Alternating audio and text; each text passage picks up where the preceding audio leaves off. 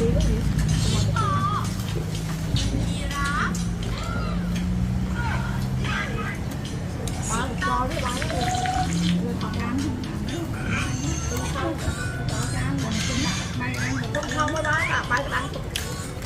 thì chợ sân mấy thằng cái nát nấu cái nấu chan mới mà đạn chợ trâu đi món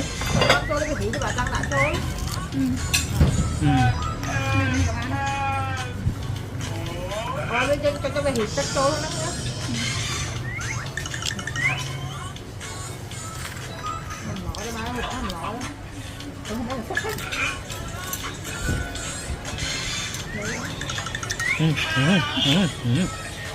món ạ.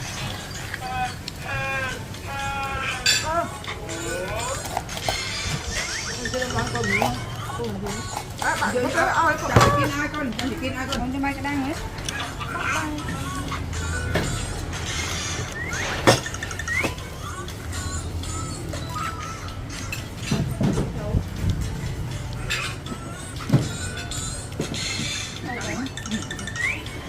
Này lấy giờ nào con?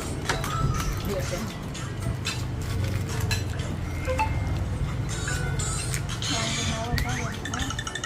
Cùng như nó cũng cùng luôn.